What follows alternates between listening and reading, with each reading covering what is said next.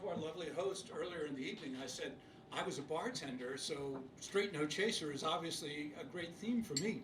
But I'm actually here on the invitation of a buddy of mine, and so I wasn't planning to speak. But I realized with our first bunch of stories that straight no chaser doesn't require an alcohol theme. It's about truth. It's about epiphany. It's about those moments when life comes to you. Straight no chaser. So as a bartender, I'm not going to talk to you about alcohol. I'm going to talk to you instead about the time I took a break from college. Maybe I was 19, and I decided to go get a blue-collar job and make some money, and then think about what's next. I ended up about 40 miles west of here, Coatesville, Pennsylvania. Luke and Steel.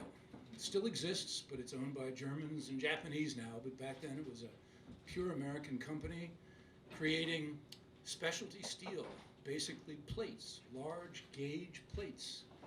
And as a consequence, they had a very prosperous time.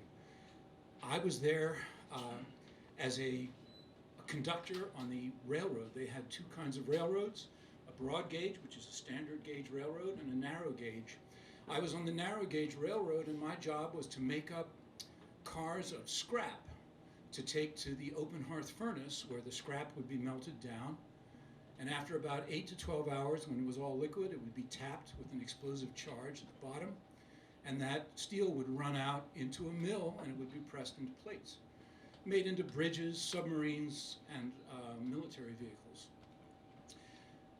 My straight no chaser experience during that time was I was at a 19th century shack in the middle of the scrap yards awaiting the burn, burn from the open hearth, which was our signal to start running scrap up for a new melt.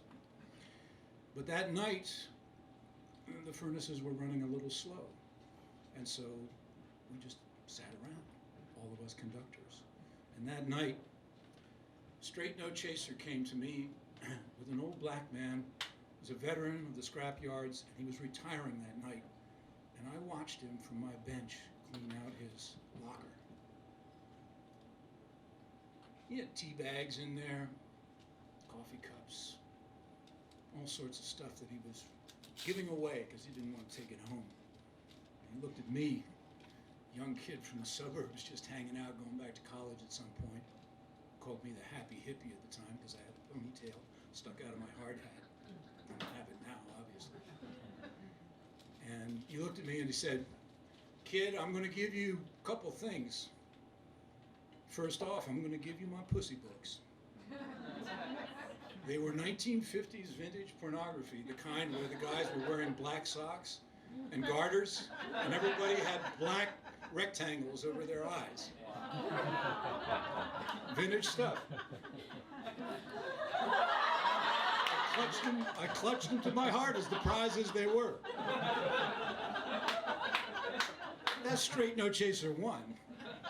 Straight No Chaser 2 was a little more philosophical. As I say, we're sitting in that 19th century shack in the middle of the scrap yards. There was no call for scrap because the heat was running late. So we all got kind of quiet. And he said, "You know, kid, I don't know if you're going to stick around, but I'm at this job 30 years, finally going out." He says, "You watch what a job like this can do to a man." He said, "You take this piece of steel and you put it in the ground, put it in there for 30 years, you'll be able to take it out and bend it. Just as flexible as those pussy books you're wearing." He says, "Think about that." That was my straight no chaser.